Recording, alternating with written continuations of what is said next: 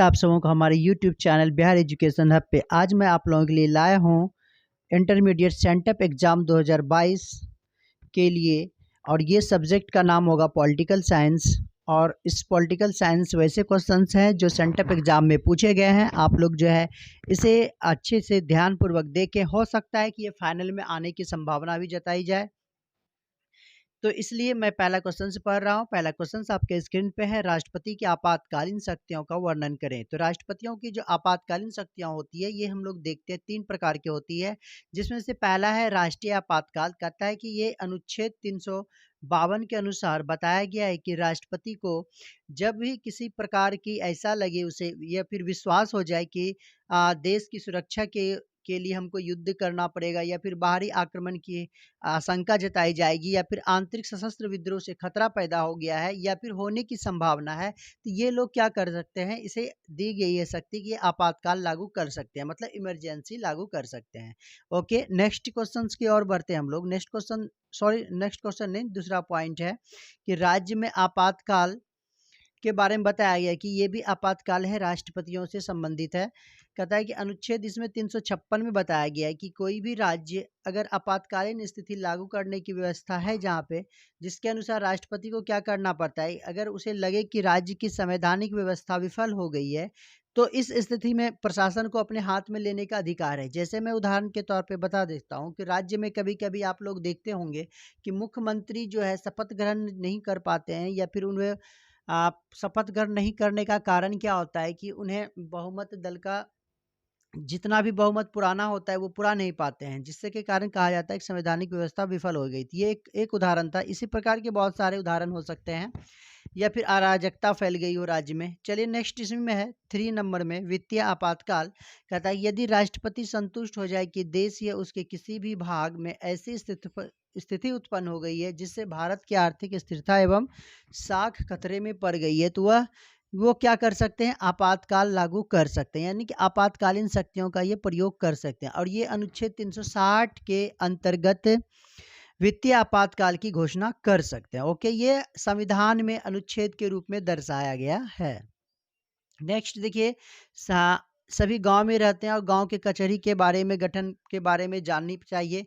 तो यहाँ ग्राम कचहरी के जो गठन के बारे में बताया गया है। कहता है इसमें ग्राम कचहरी का जो गठन होता है ये प्रत्यक्ष निर्वाचन द्वारा होता है। ओके, जिसमें से क्या होता है, क्या एक निर्वाचित सरपंच होते हैं और निश्चित संख्या में प्रत्यक्ष रूप से निर्वाचित पंच, यानी कि पंच और सरपंच दोनों की इसमें निर्वाचित होते हैं। और लगभग इसमें 500 की आबादी में दिखाया गया है कि प्रतिनिधित्व करता है, मतलब एक पंच जो है 500 की आबादी का नेतृत्व करता है। और इसके लिए निर्वाचन क्षेत्र भी बनाए जाते हैं और प्रत्येक निर्वाचन क्षेत्र में एक पंच निर्वाचित होकर यहाँ पे आता है और ग्राम कचहरी के गठन पे अपना क्या करता है, मोहर लगाता है। ओके, नेक्स्ट हम लोग 3 नंबर में चलते हैं। कहता है नगर निगम के कार्यों का उल्लेख करें। तो नगर निगम के कार्य जो है निम्नलिखित हैं, देख सकते हैं कि नगर निगम वाले को क्या क्या करना पड़ता है। सड़कों और नालियों का निर्माण करना पड़ता है, उसका मरम्मत और सफाई पे ध्यान देनी पड़ती है।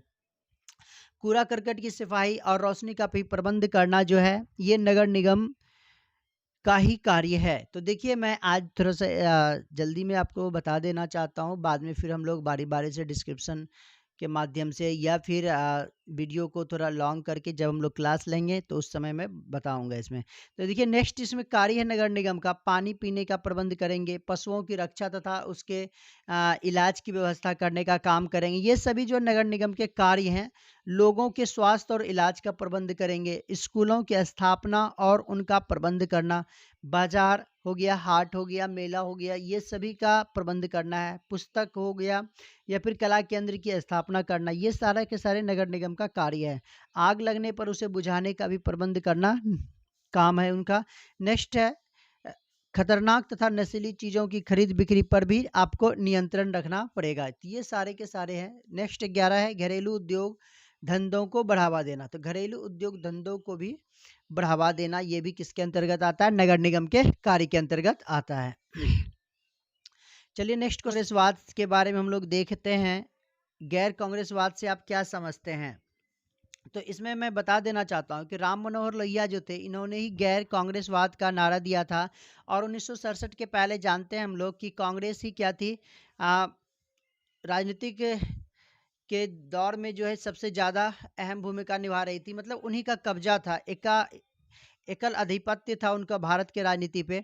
इसीलिए सभी जो राजनीतिक दल थे, जो क्षेत्रीय दल थे और भी अन्य दल थे, सभी परेशान थे। इसके कार्यक्रम इन्होंने एक कार्यक्रम बनाया, अलग ही कार्यक्रम बनाया और एकजुट हुए। एकजुट होने के बाद मोर्चा संभाला और उन्होंने बोला कि राज्य की जितने भी सीटें हैं सभी को एक साथ मिला लिया जाए। और तमाम जो गैर कांग्रेसी दल के नेता थे उन्होंने एकजुट के आह्वान किया कि हाँ, हम लोग जो है इस बार कांग्रेस को हराना है। इसी के भावना को गैर कांग्रेसवाद का नाम दिया जाता है। नेक्स्ट क्वेश्चन आप लोग स्क्रीन पे देख सकते हैं कि कहता है कि संविधान में प्रस्तावना से आप क्या समझते हैं।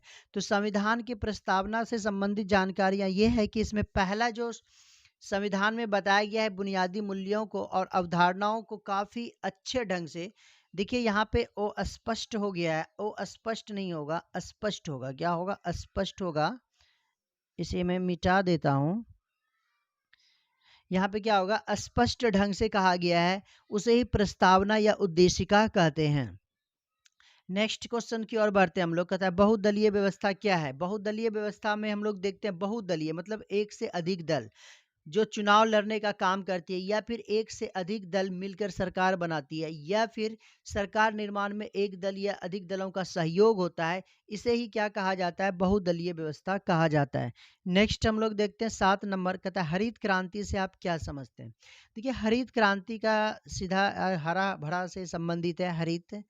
तो यहाँ पे मैं बता देना चाहता हूँ कि देश में कृषि के क्षेत्र में ये अभूतपूर्व परिवर्तन के बारे में बताया गया है, जहाँ पे खाद्यान्न उत्पादन में जो है तेजी, यानी कि तेजी से वृद्धि लाने के लिए, उत्पादन में अधिक से अधिक वृद्धि लाने के लिए सरकार क्या की थी कि यहाँ पे उच्च गुणवत्ता के बीज, उर्वरक और कीटनाशक जैसे दवाइयों का प्रयोग किया था और बेहतर सिंचाई की सुविधा भी काफ़ी सस्ते दर पर उपलब्ध कराए गए थे।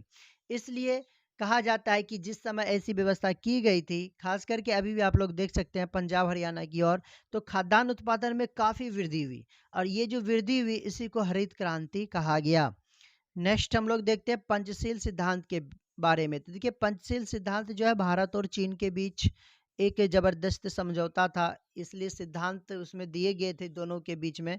और ये सिद्धांत क्या था ये देखते हैं। कहता है एक दूसरे को प्रादेशिक अखंडता एवं प्रभुसत्ता का आदर करना, मतलब दोनों एक दूसरे देश का क्या करेंगे? आदर करेंगे।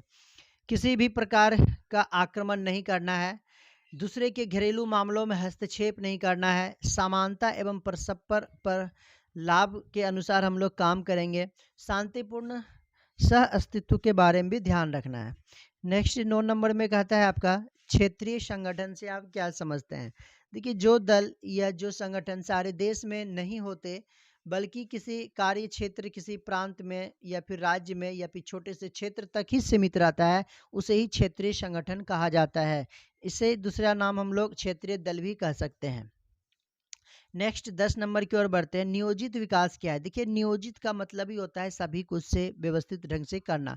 तो यहाँ पे विकास हम लोग व्यवस्थित ढंग से करेंगे। और हमारे संविधान में भी कहा गया है कि जितने भी हमारे संविधान में कहा गया है कि राज्य जो है जहाँ तक संभव हो सके सामाजिक व्यवस्था की रचना करें, राजनीतिक व्यवस्था की रचना करें, आर्थिक की रचना करें, ताकि क्या हो जाए जिसमें लोगों को काफ़ी सुविधाएं मिली, काफ़ी उसका तरक्की हो, जीवन स्तर उसका ज़्यादा हो।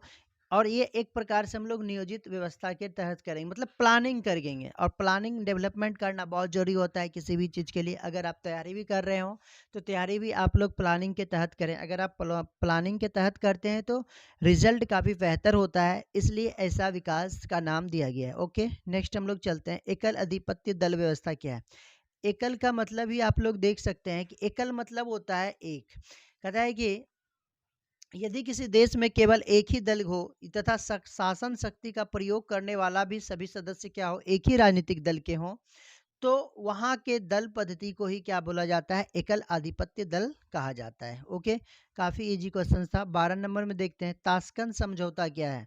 ताशकंद समझौते के बारे में आपसे पूछा गया है कि ताशकंद समझौता तो 1965 ईस्वी में भारत और पाकिस्तान के बीच जो युद्ध हुआ था, इन दोनों के बीच फिर से ताशकंद में क्या हुआ? समझौता हुआ, इसलिए इसको ताशकंद समझौता के नाम से जाना जाता है। इसके इस समझौता में कुछ बिंदुओं पे बात की गई थी जिसको मैं यहाँ पे रख रहा हूँ। पहला है, दोनों देश जो है संयुक्त राष्ट्र के चार्टर में आस्था रखते हुए शांतिपूर्ण ढंग से अपने विवादों का समाधान करेंगे। यानी कि किसी भी प्रकार का विवाद है तो आप लोग बैठ के बातचीत के माध्यम से उसको समस्या का समाधान करना पड़ेगा।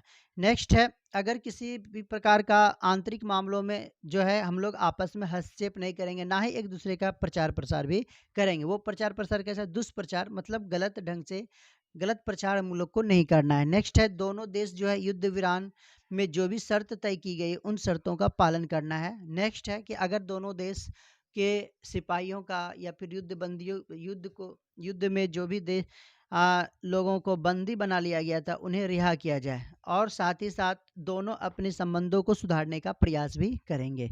ये कुछ बातें थी ताशकंद समझौता में।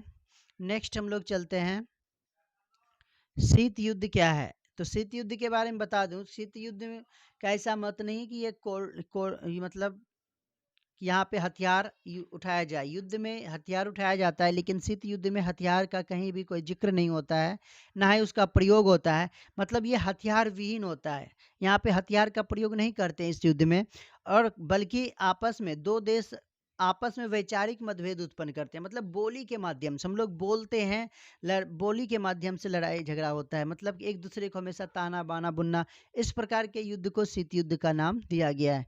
नेक्स्ट 14 नंबर देखते हैं, उदारीकरण क्या है। उदारीकरण के बारे में आपसे पूछा गया है, काफ़ी इंपॉर्टेंट क्वेश्चन है। ये हो सकता है कि ये क्वेश्चन आपके फाइनल एग्जाम में भी हो, और वो काफ़ी बार इसे पूछा भी गया है, इसलिए इसे आप लोग ध्यानपूर्वक देखेंगे। कहता है, आर्थिक स्थिति को मजबूत करने के लिए जब कोई राष्ट्र क्या करती है, अपनी नीति ऐसा बनाता है कि दूसरे राष्ट्र कंपनी एवं व्यापार संगठन का किसी भी प्रतिबंध लगाता है, जिससे कि उस कंपनियों व्यापार संगठनों को यहाँ आकर व्यापार करने में कोई कठिनाई नहीं। मतलब मेरा कहना है कि अगर आप किसी भी प्रकार की कंपनी खोलना चाह रहे हैं, या फिर खुली हुई है बड़ी कंपनी, वो आप दूसरे देश जाते हैं, या फिर खास करके भारत जैसे देश में बहुत सारे ऐसे व्यापारी हैं, वही बहुत सारे ऐसे कंपनी हैं जो यहाँ पे आके काम करते हैं, लेकिन उसे जो है काफ़ी ढील देगी है। उसके लिए जो कानून बनाया गया उसको लचीला बनाया गया है, और लचीला बनाने के कारण ही उदारीकरण को दर्शाने का काम किया जाता है। यानी कि व्यापार और उद्योग पर जो भी अवांछित प्रतिबंध हैं उसको क्या कर देंगे, हम लोग हटा देंगे,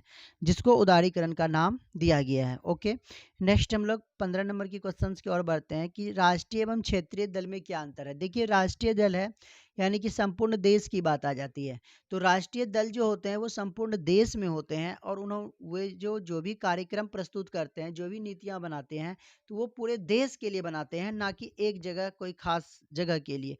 और इनकी जो इकाइयां होती है प्रत्येक राज्य में होती है, इन्हें ही राष्ट्रीय राजनीतिक दल कहा जाता है।